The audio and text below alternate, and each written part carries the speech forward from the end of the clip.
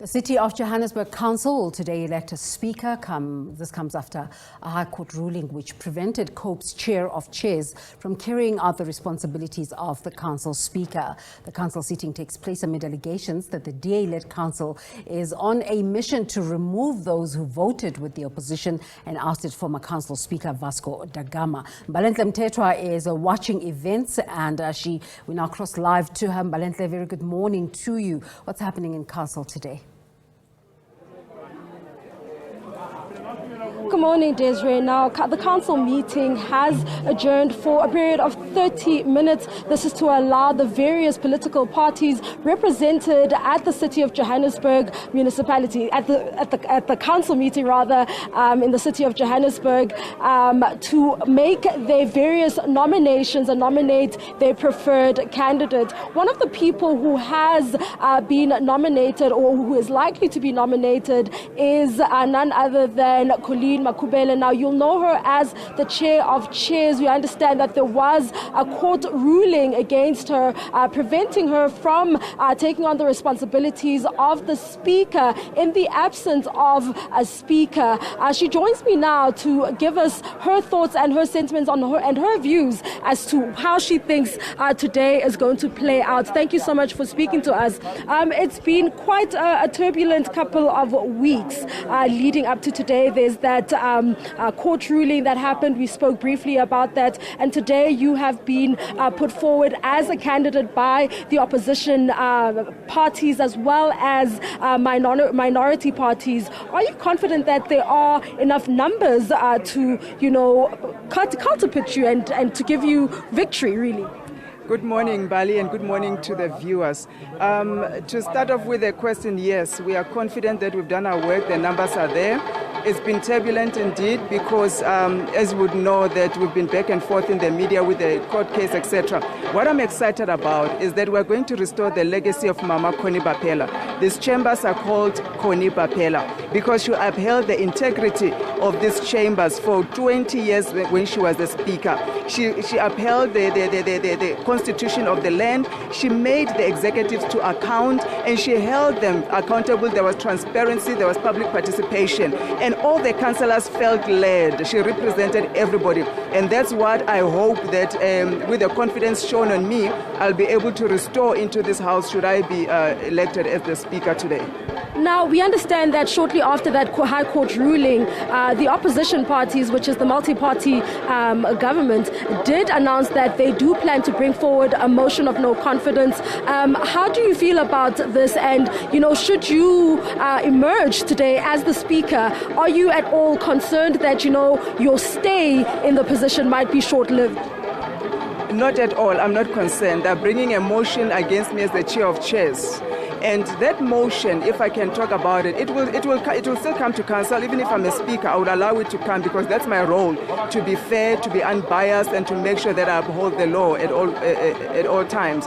But that motion was, of course, a knee-jerk reaction. If you understand Action SA, they've been in the media for the past few weeks saying, no, we don't want to support DA, we want sharing a balance of power, sharing of positions, etc. Where are they today?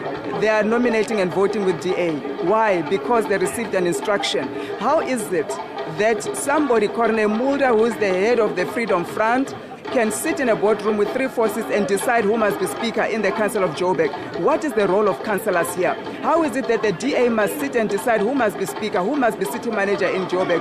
What is the role of councillors here? They've been instructed to put that motion because they were promised to be a deputy mayor, especially MMC Funzi Ngobeni, who's been wanting to be a deputy mayor for the past 10 months. They were refusing. Only now, because they need them, they want them to bring in my motion and also the motion of a deputy mayor. I welcome it.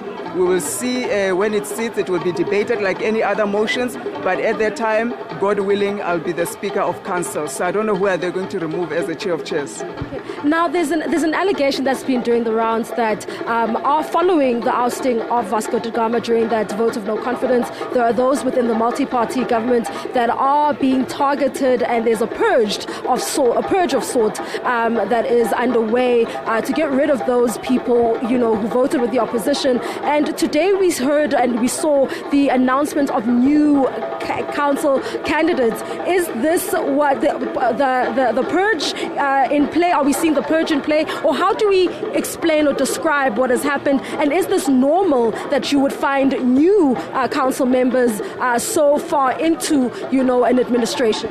Look, this is unconstitutional, it's unlawful, it's abnormal, it is purging. There is no reason why those councillors are fired except for DA doesn't want them to vote for myself or any other nominee other than the DA. Of course, they've been instructed, these party leaders have been saying it over and over again, they've been instructed to purge their parties as well. You would have seen that some of my party members as well, they're calling for my head. But I'm grateful for my president who upholds the constitution of this land to say when you take an oath of office, you take it to the Republic of South Africa and to the citizen, not to a party, especially not to a coalition. There's nothing in the constitution of those other parties that talks about voting per instruction from a coalition, from somebody sitting in some boardroom in Cape Town telling you what to do. This is really unheard of. This shows white supremacy. This demonstrates that as councillors, our role has now been replaced by some coalition, 3-4 people, Corne Mulde and all his parties and all the DA and Freedom Front, etc., coming together to make decisions for us here in council. We cannot allow that to happen. There is nothing in the constitution that allows that. And what they have done is what gave birth to state capture. Now they want to capture the city of Joburg because once somebody sits somewhere dictating to councillors how to vote in here, it means they are susceptible to be voting according to whoever's interests and agendas are. Hence the ANC ended up voting with thieves, voting it corruptly because they could not exercise their judgment per their oath of office. We will not allow it in this council. Okay, now we briefly heard something about you being suspended, and then we saw somewhat what looked like a retraction, and that processes prescribed that the party would be the one to then suspend you if the need arises. What is have you been suspended? Have you received any communication in that regard?